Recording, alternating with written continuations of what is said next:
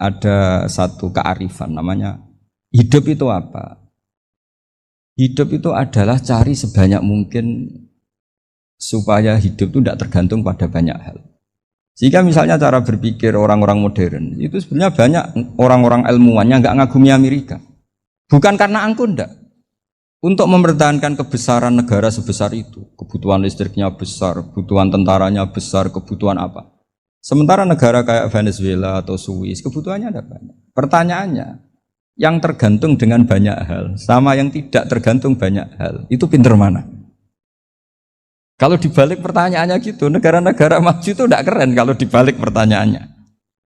Orang yang untuk mempertahankan eksistensinya banyak, butuh banyak hal, dengan yang tidak butuh banyak hal, itu pinter mana? Orang yang bahagianya nunggu jadi dokter, nunggu jadi kiai besar, kiai viral, dengan orang yang bahagia cukup dengan ngopi, itu pinter mana? Tapi kalau dibalik pertanyaannya, orang yang tahunya nikmat hanya kopi, dengan nikmat yang banyak, pinter mana?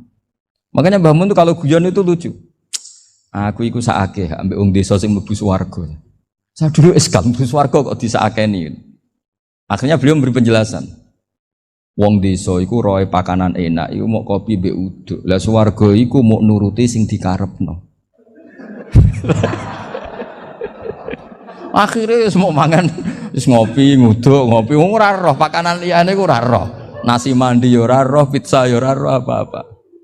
Terus saya bilang, wah lah niku nak nganti selera tentang wanita cantik. Iku juga sederhana. Rodok pesek ya wis cantik, rodok ireng ya wis. Apa bidadarinya seperti itu karena saking enggak pengalamannya. Jadi surga itu kan nuruti apa yang diinginkan. Kira-kira keinginan orang kampung kalau di surga itu apa coba? Makanan apa coba? Ya, nak senengnya ketemel gemblong gitu. Artinya malaikat lebih suka nangani surganya orang-orang kampung di Bang Pak Rektor. Ini sudah ribet ini. Makanan apa saja sudah dicoba. Terus kalau di mall tahu orang macam-macam, seleranya macam-macam pasti. Enak mana kalau sampai jadi malaikat pelayan surga? Suka ngelayani orang kampung apa yang orang kota? Orang kampung kan? Jadi ya itu guyon ya, guyon tapi itu menjadi pikiran kita bahwa orang yang banyak kebutuhan itu sebetulnya banyak kebodohannya karena menggantungkan kebahagiaannya dengan banyak hal. Makanya Imam Syafi'i ngendikan istighna itu apa? Al istighna anis sya'labi. Yang dikatakan kecukupan adalah berusaha sebanyak mungkin banyak hal tidak kamu butuhkan.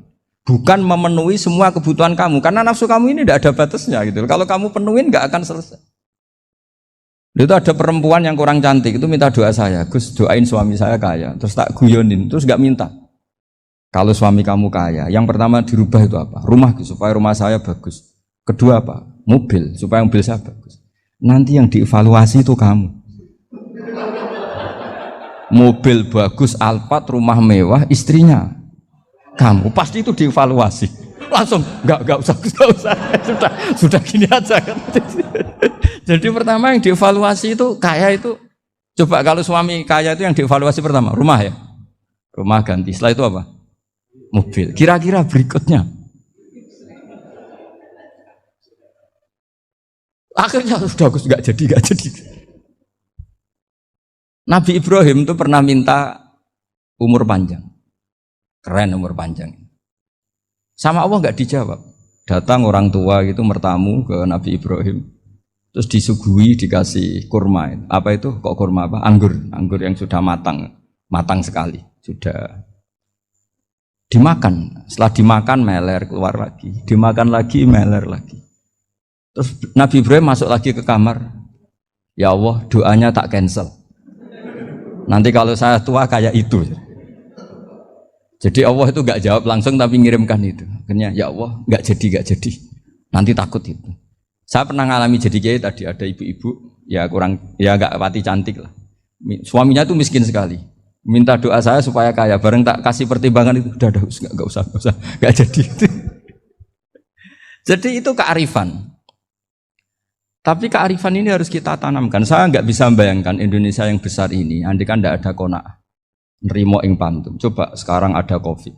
Andai kan Indonesia tuh kayak Perancis, Saya beberapa kali punya tamu orang yang hidup lama di Perancis, bahkan dapat istri orang Perancis. Itu dulu gak begitu mencintai Indonesia.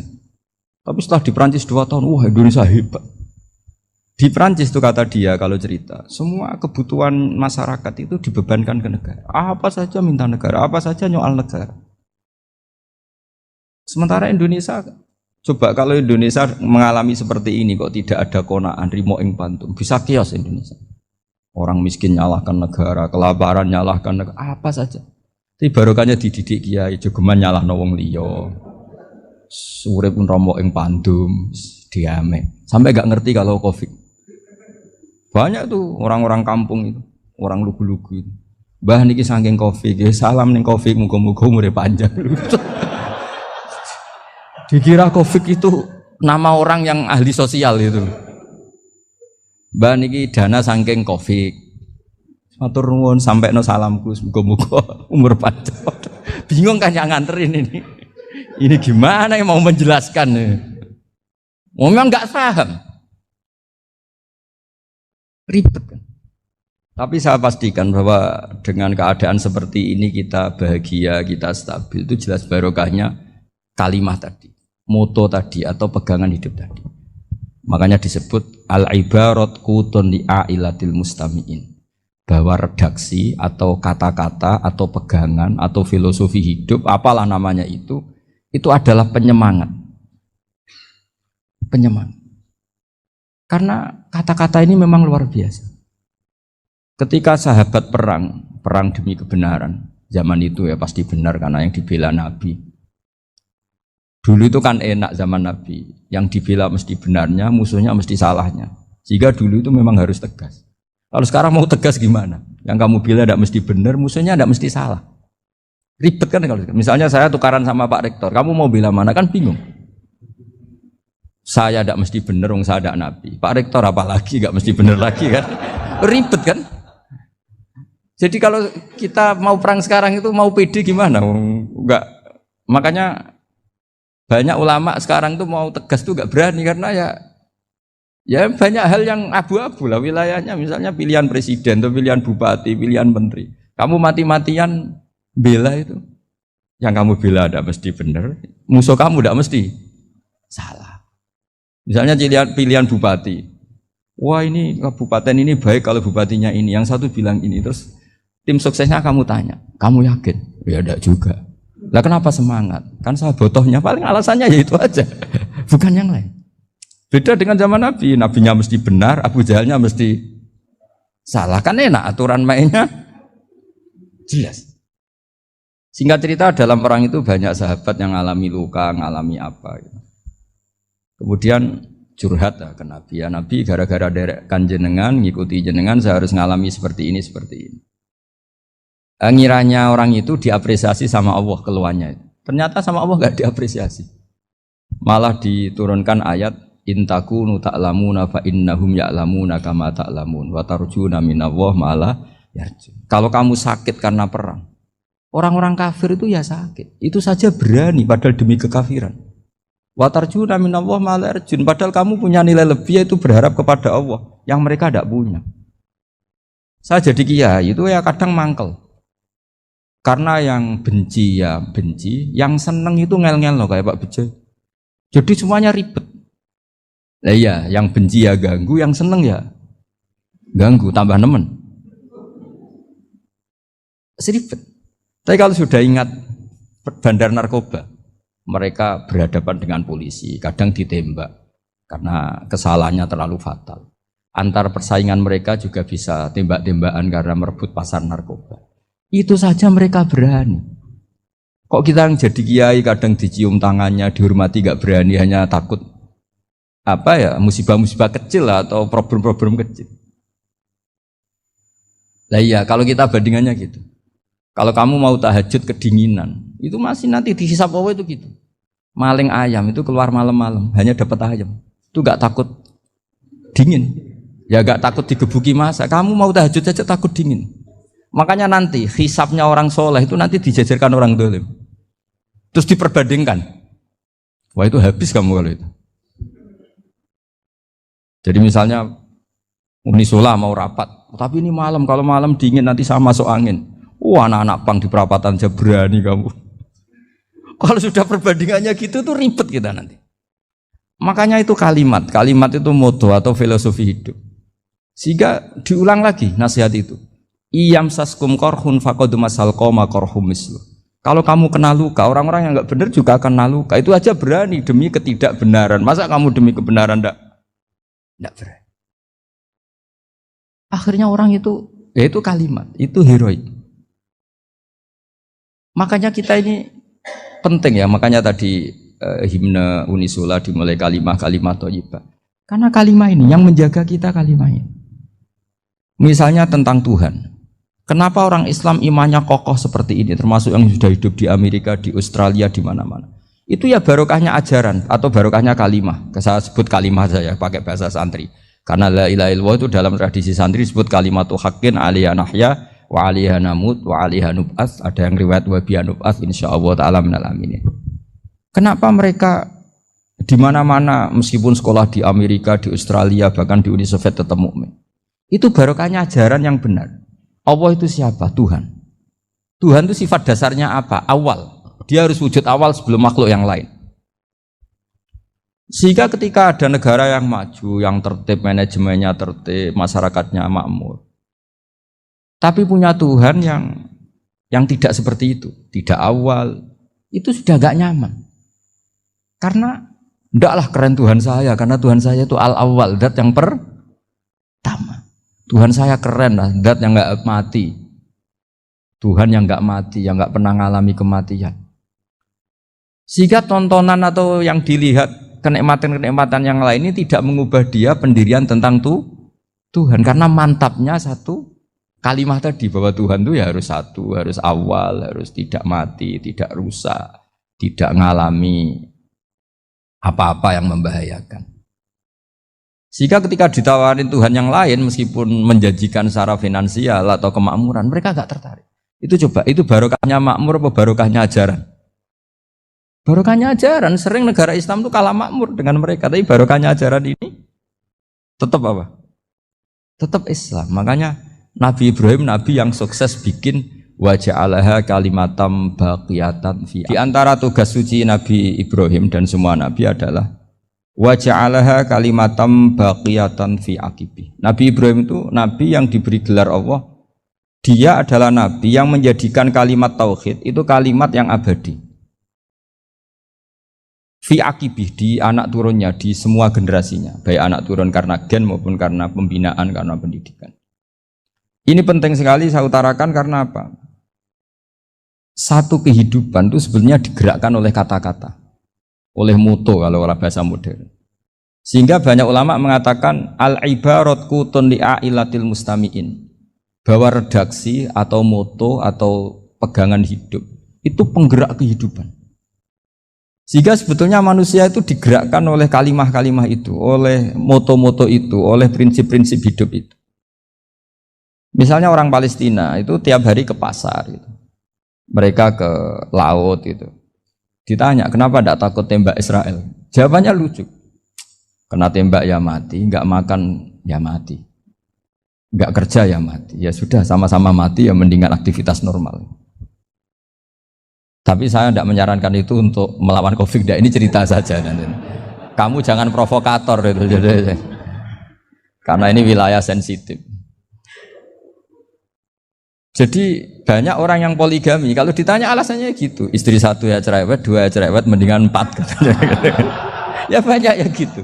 Tapi ada yang kebalikan, istri satu cerewet saja hampir jantungan, apalagi 4, tinggal matinya kan gitu. Itu semua yang menggerakkan itu kalimat. Kalimat itu satu pegangan. Banyak orang loh yang nggak ingin jadi rektor tuh banyak loh Pak Bejo. Jangan kira semua dosen ingin jadi rektor. Melihat rektor sibuk rapat mempertahankan reputasi Unisula terus sering pegang kepala. Ngapain repot-repot? Jadi tukang sapu aja dapat gaji, ngopi, rokokan selesai. Bodoh amat jadi rektor, mikir orang banyak. Banyak loh orang yang nggak ingin jadi presiden tuh banyak. Karena ngopi nyaman, gak ada yang ganggu. Mau tidur sampai jam 9 siang juga gak ada yang ganggu. Sehingga mereka melihat pegawai negeri itu gak keren, orang kok diatur jam, disiplin. Itu memang cara Allah membagi rahmat. Mau kamu apakan coba? Cara syukurnya dia seperti itu. Bapak saya dulu tuh sering ngajarin saya, diajak jalan-jalan pagi-pagi.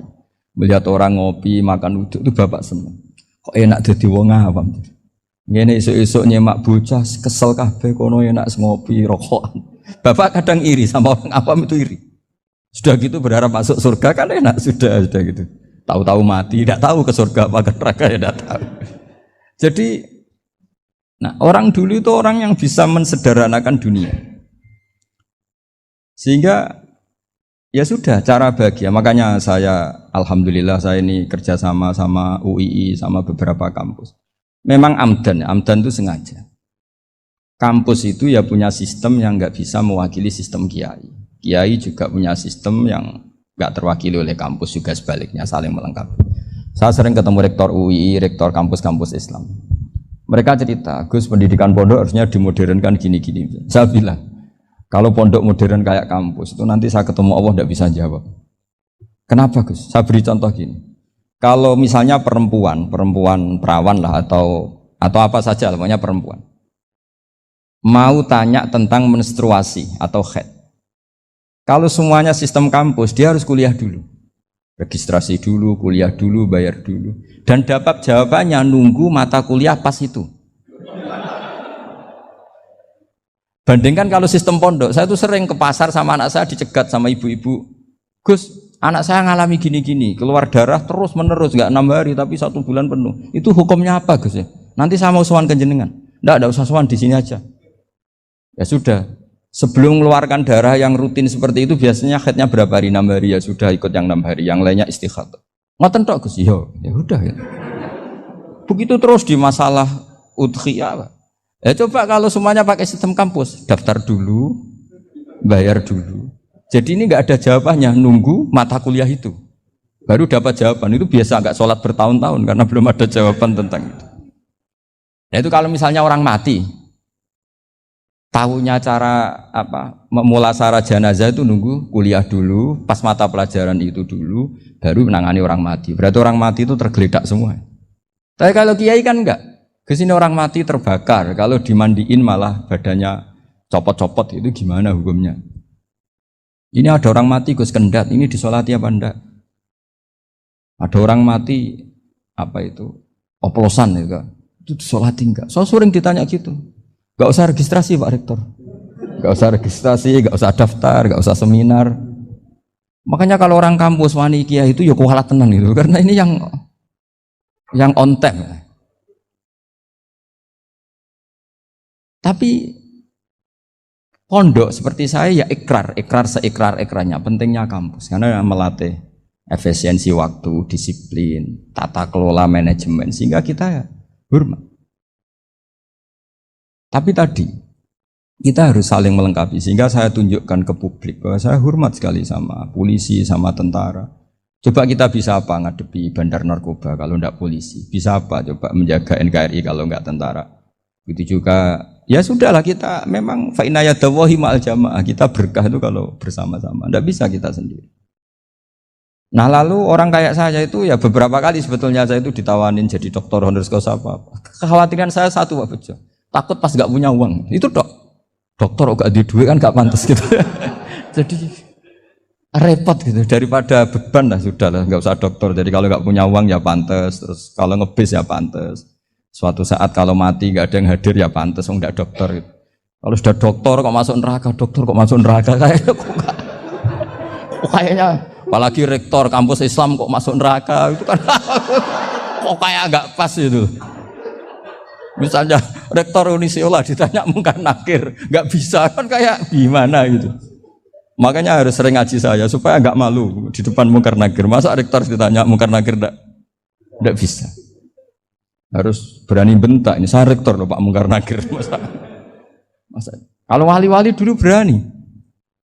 Masyhur di cerita wali-wali ditanya marabbuka manabuka, saya ini guru tauhid. Kok kamu tanya marabbuka manabuka yang ngelotok? Kamu tidak pernah ngaji, enak aja tanya. Jadi wali-wali itu ya rileks ngadepi mungkin. Saya yakin rileks wali di Bang Pak Rektor, saya yakin itu. Karena wali itu lebih dekat. Tapi ini kesalahan yang tidak maksiat. Insya Allah dimaafkan Allah Subhanahu Wa Taala ini karena kesalahan itu ada dua, ada kesalahan yang maksiat, ada kesalahan yang tidak maksiat. Saya punya komitmen terhadap agama ini. Baik tadi yang dikatakan Pak Rektor, ada unsur ulama, ada unsur habaib, ada unsur pengusaha, ada unsur birokrat. Di antara kenangan-kenangan saya dari Syekhina guru kita bersama Kiai Haji Maimun Zubair, beliau itu sering dawuh, sering ngendikan, dan itu saya sampaikan juga ketika 7 hari wafatnya Agus Robah, cucu Mbah Maimun, putra Agus Subah. Di antara yang beliau katakan itu adalah sok hak agama itu sing gawe pegawai negeri.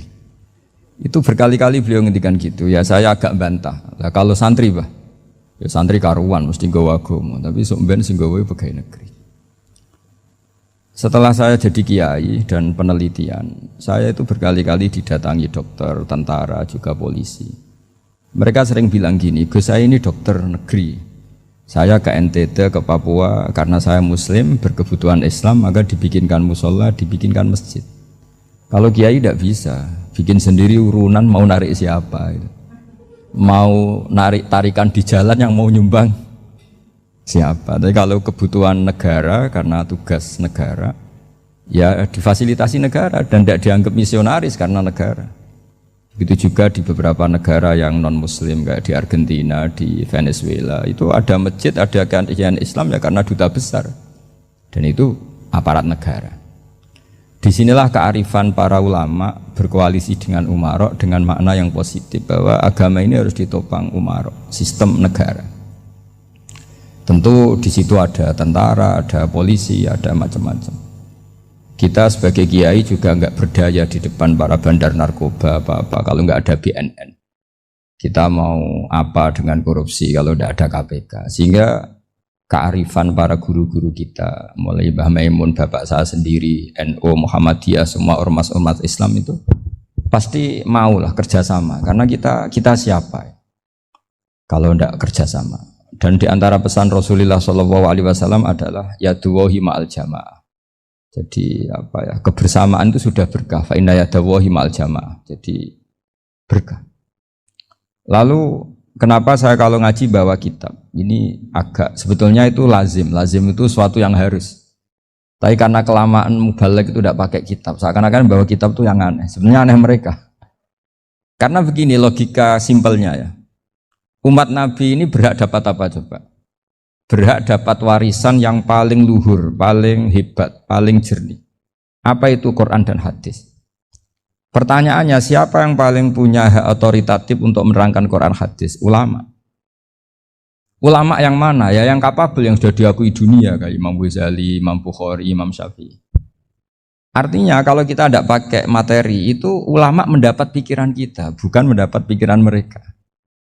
Saya ulang lagi, kalau kita tidak pakai materi yang otentik, yang orisinil, umat ini mendapat pikiran kita, bukan pikiran mereka. Maka saya berusaha supaya teman-teman atau semua umat Islam dapat pikiran-pikirannya Imam Ghazali, pikiran-pikiran Imam Bukhari, pikiran-pikiran Abdul Qasim Al-Junaidi, kejernian-kejernian Abu Yazid Al-Bustami. Kejernian itu diantaranya adalah misalnya makalah yang menurut saya itu makalah yang super. Jadi untuk ngadepi krisis karena COVID atau karena apalah. Itu lama dulu sederhana sekali. Beliau-beliau punya rumus yang mungkin jarang didengungkan orang, tapi saya akan kampanye rumus ini. Al-istighna, haqiqatul istighna, itu adalah al-istighna anis syai' labihi. Jadi pemenuhan kebutuhan yang sebenarnya adalah kita berusaha menghindari sebanyak mungkin kebutuhan yang sekunder, yang enggak penting. Bukan memenuhi semua yang kita inginkan. Jadi misalnya begini ya, kalau kita lapar, itu keinginan kita itu makan enak apa asal makan? Tentu jawabannya asal makan yang sehat. Tapi kalau nuruti nafsu kita, makannya yang enak, teman makan ya enak. Terus di warung yang favorit. Ini kan satu kebodohan. Kenapa untuk makan saja butuh definisi sekian banyak? Yang kita harus kecewa, warung favoritnya bisa sudah tutup. Atau kita ke sana harus macet. Ribet. Yang benar-benar arif dan bijaksana itu adalah al-istighna anisya. Sesuatu yang tidak mendesak itu jangan jadikan kebutuhan. Sehingga kalau kita puasa misalnya, semua makanan itu enak karena kita sangat lapar. Sehingga Abul Qasim Al-Junaidi ketika ditanya, ma idamu to'am, lauk makanan itu apa? Jawabannya lucu, alju, lapar. Kalau kamu lapar ya semuanya enak. Ini sudah mulai hilang. Kita bilang makan enak itu ya sate, ya gulai, ya pizza yang kita senang. Akhirnya apa? Untuk nikmati nikmatnya Allah itu kita jadi ribet.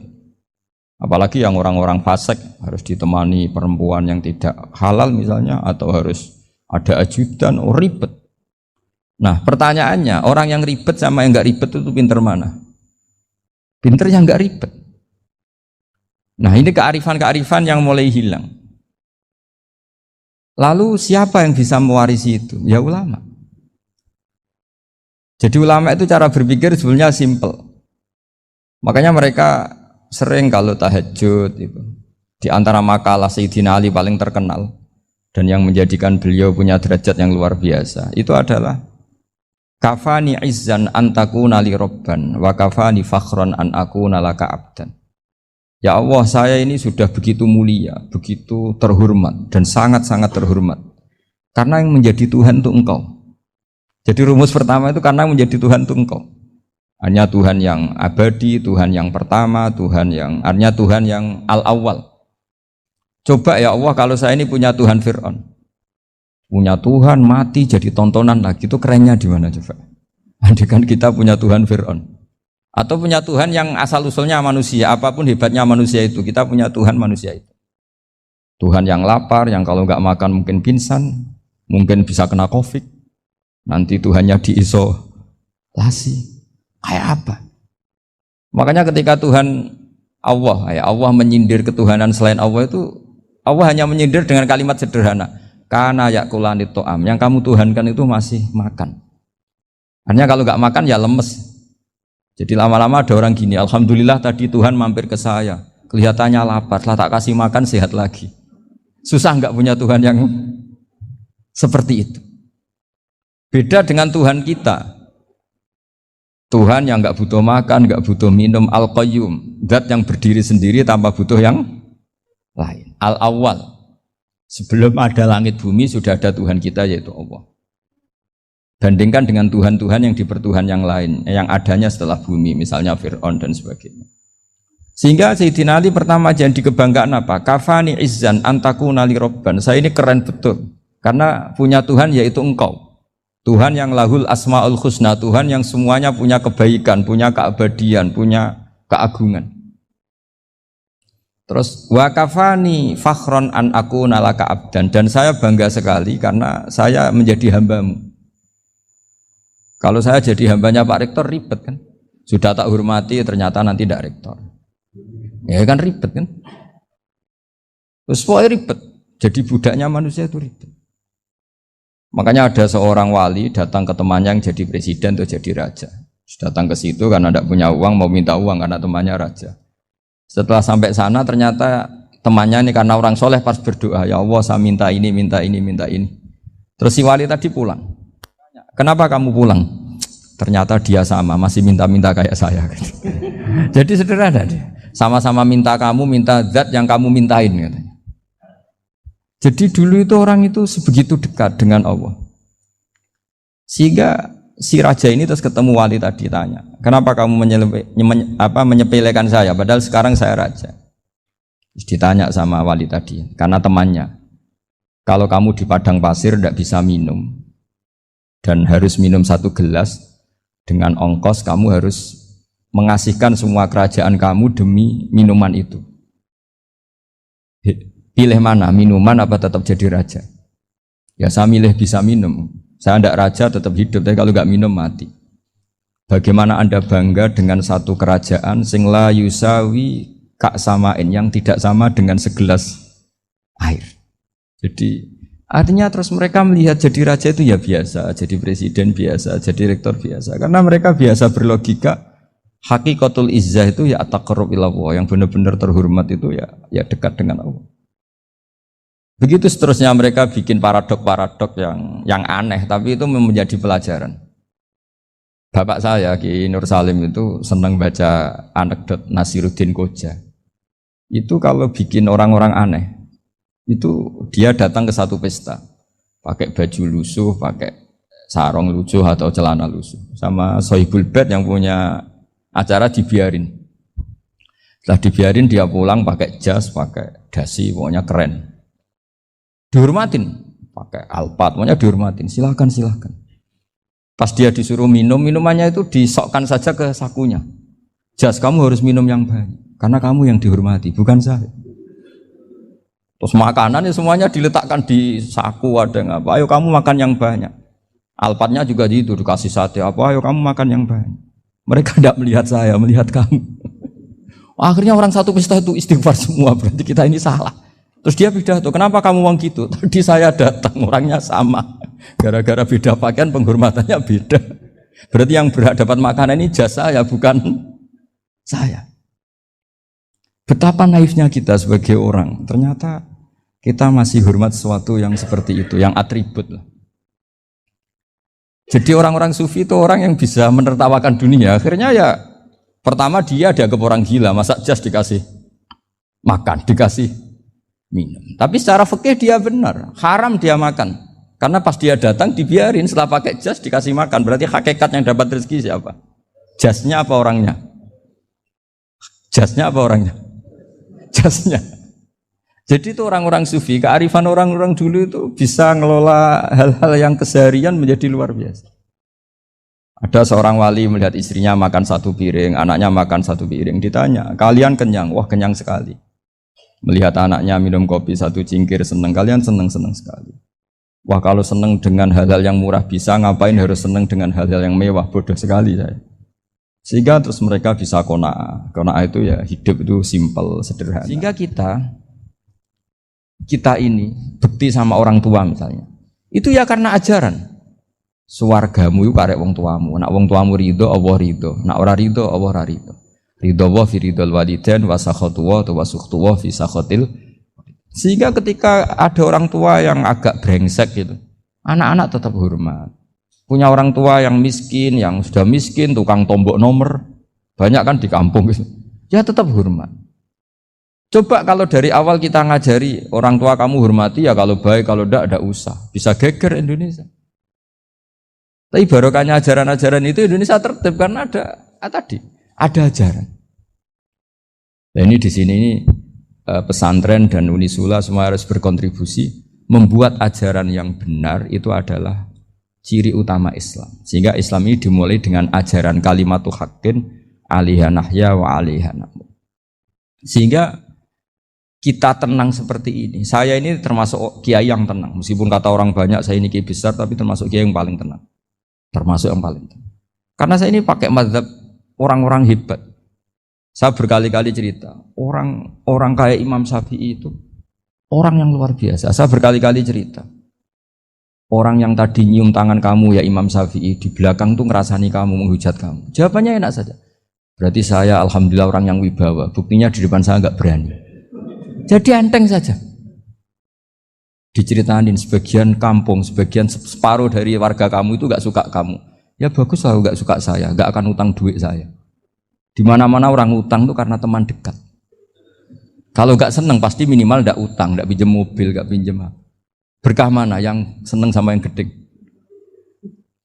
Jadi dianggap enteng saja. Semua yang dialamin dianggap enteng saja. Misalnya punya istri pemarah, ya baguslah marahin suami. Kalau marahin tonggo malah ribet. Jadi kamu harus terima kasih kalau dimarahin istri. Baguslah marahin saya mah, kalau marahin tonggo ribet. Jadi enteng saja. Tapi kita sekarang itu karena nafsu ya, sehingga menghadapi hidup ini ribet. Ulama dulu kalau mau mati itu senengnya bukan main.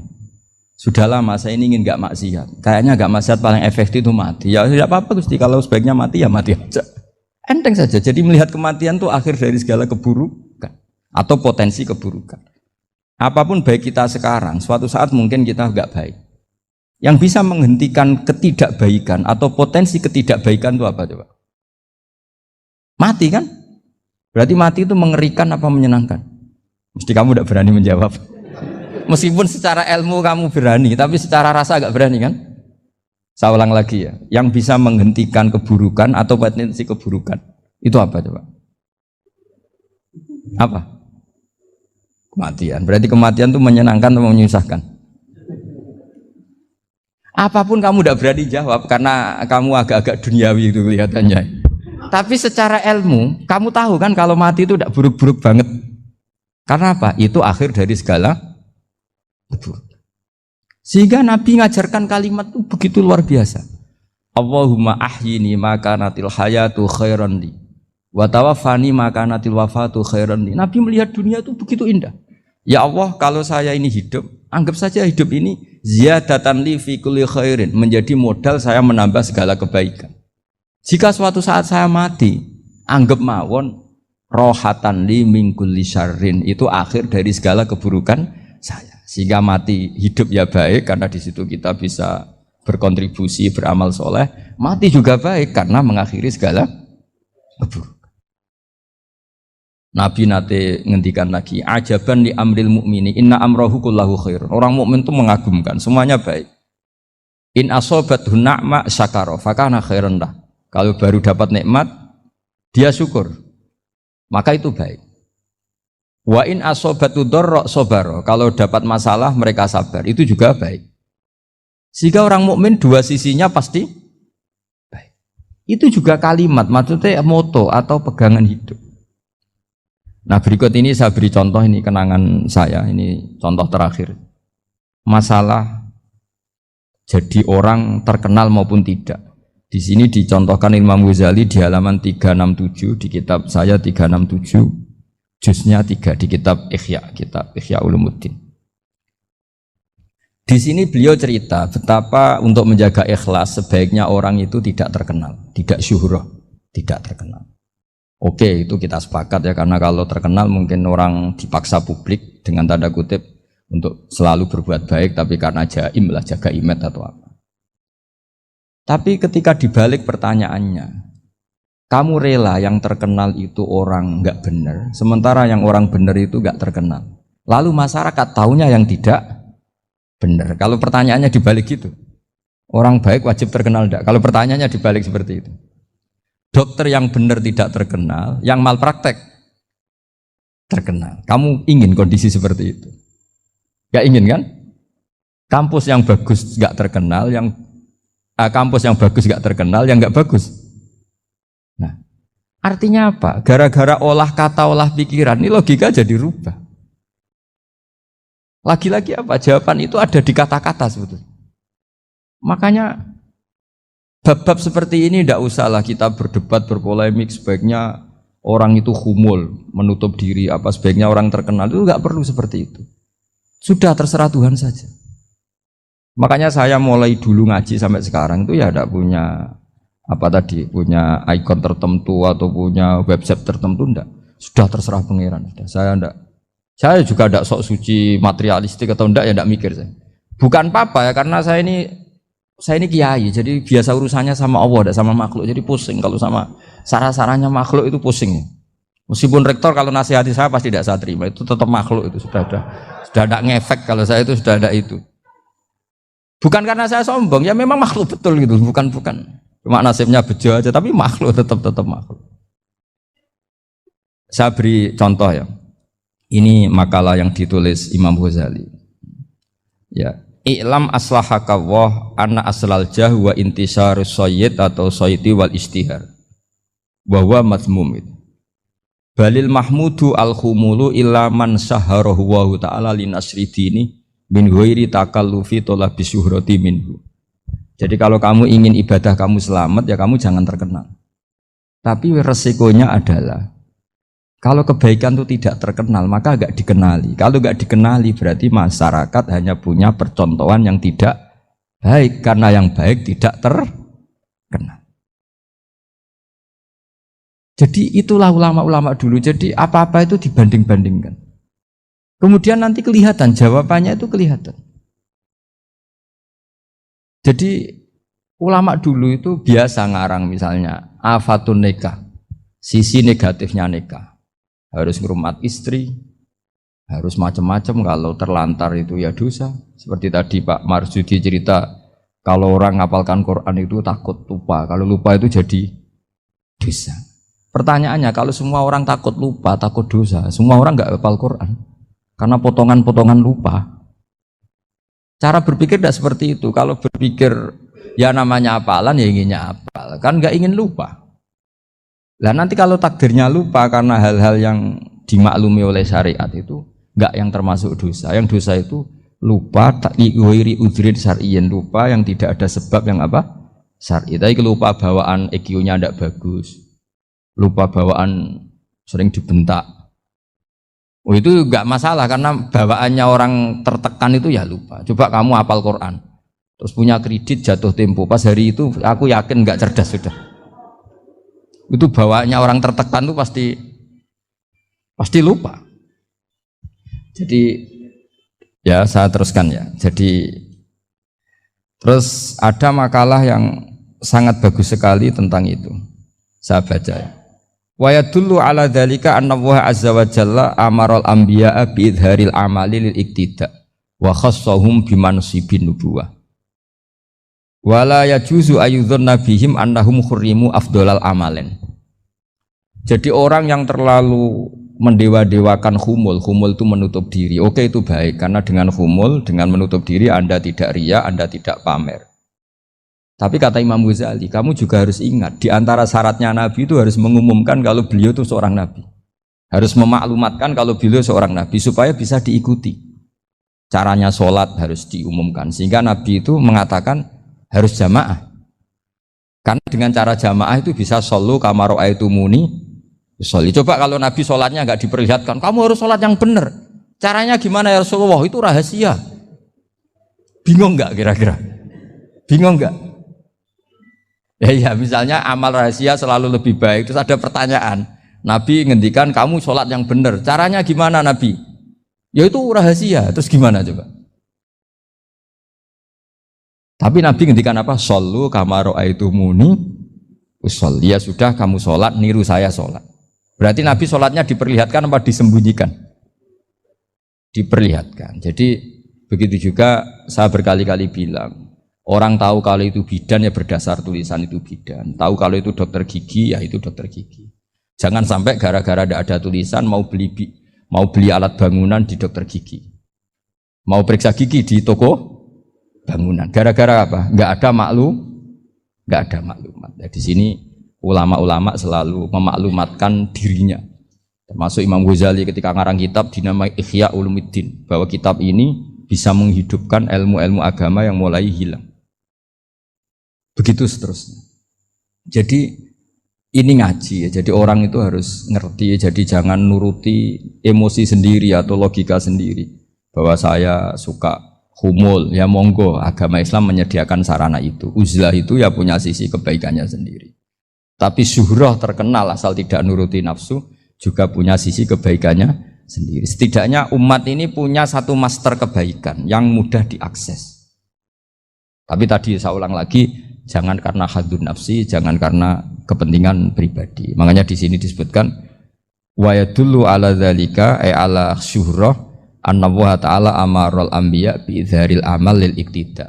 Allah selalu memerintahkan para nabi kalau ngamal kebaikan ya harus dimunculkan supaya bisa ditiru. Yaitu tadi kita tidak bisa bayangkan kan kalau misalnya Nabi menyuruh kamu harus sholat yang benar, kemudian sholatnya Nabi sembunyi. Lalu ditanya, Nabi saya niru siapa? Wah itu rahasia, kamu nggak boleh lihat sholat saya takut tidak ikhlas. Ribet kan? Sehingga jamaah itu statusnya tetap harus. Nah bedanya harus ini ulama berpendapat harus yang apa? Fardu kifayah. Tapi fardu itu maknanya harus. Tapi bukan berarti kalau nggak jamaah sholatnya nggak sah, nggak. Tapi statusnya jamaah tetap apa? Nah barokahnya harus ini orang yang baru sholatnya langsung benar karena ada yang diikutin. Coba kalau mantan dukun baru sholat terus sholat sendiri, itu mesti mirip mantra. Karena dia tidak ada master percontohannya. Tapi barokahnya ada master, orang paling bodoh pun kalau sholat ya benar. Karena standar ada komandonya, ada imamnya. Sehingga Imam Ahmad malah berpikir keras. Syarat sahnya sholat itu harus jamaah.